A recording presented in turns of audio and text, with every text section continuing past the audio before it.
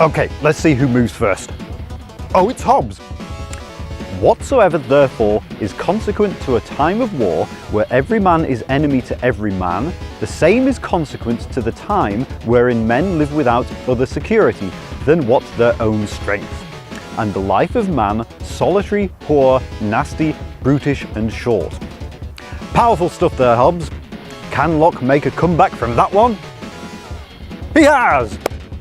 The state of nature and the state of war, which however some men have confounded, are as far distant as a state of peace, goodwill, mutual assistance and preservation, and a state of enmity, malice, violence and mutual destruction are one from another. Well, we'll let them battle that one out for all eternity, but let's analyse their arguments. Writing styles have changed a bit in the intervening years, but those two quotations tell us that Hobbes and Locke had fundamentally different understandings of several important concepts. Specifically, the state of nature, equality, the law of nature, natural liberty, and the availability of resources. Let's look at those things and see how they apply to world politics. First, let's edit Locke a bit to make him more understandable. If we cut a few words out, we can simplify his argument to this. The state of nature and the state of war are as distant as a state of peace and a state of violence. Put another way, for Locke, to say that the state of nature is the same as a state of war is to say that a state of peace is the same as a state of violence. The state of nature and the state of war are so different that they are almost opposite. This is directly opposed to Hobbes' view. Indeed, the fact that Locke used the phrase "which however some men have confounded" suggests that he was actually thinking of Hobbes when he wrote it. For Locke, the state of nature is a state of perfect freedom, bound by a law of nature, and a state of equality. But what does equality mean? For Hobbes, it wouldn't really have a meaning. It would mean everyone has the same physical and mental capabilities, which clearly they don't. But for Locke, equality means that no one person has the right to subordinate another person.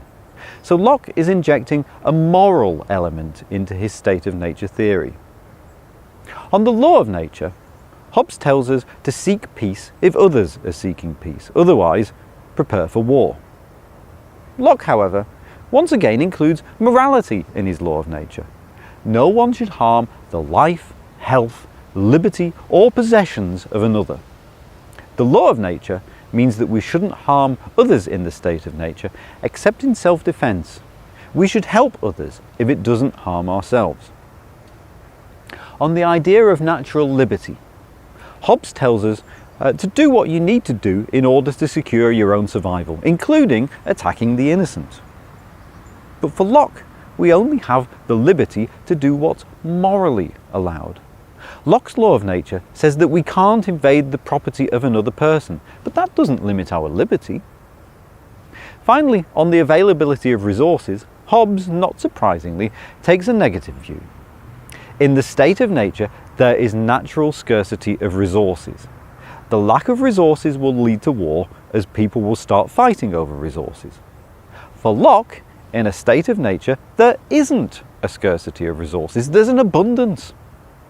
However, the development of money will lead to scarcity. And it's not population growth that will lead to scarcity, as some other authors have argued, which we'll look at in coming sessions. Before humans developed money, we would only take as much land as we needed, no more. Crops would be wasted if we took more land, unless we could trade them for something. But money makes such exchanges easy. Money doesn't spoil. And as authors we'll look at in later sessions observe, money is fungible. You can easily convert it into something else. So money means people will cultivate more land for sales, which leads to more pressure on the land. This doesn't lead to a state of war, but it does lead to more inconveniences in the state of nature, which makes civil government necessary.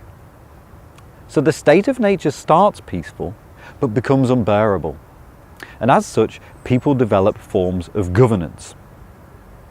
Now, for all of the above, Hobbes and Locke were not talking about the international system. But in the same way that the realists took Hobbes's work as a foundation for their explanation of world politics, so too do the liberals take Locke as a foundation for theirs. Morality, resources, the need for global governance, it's all there.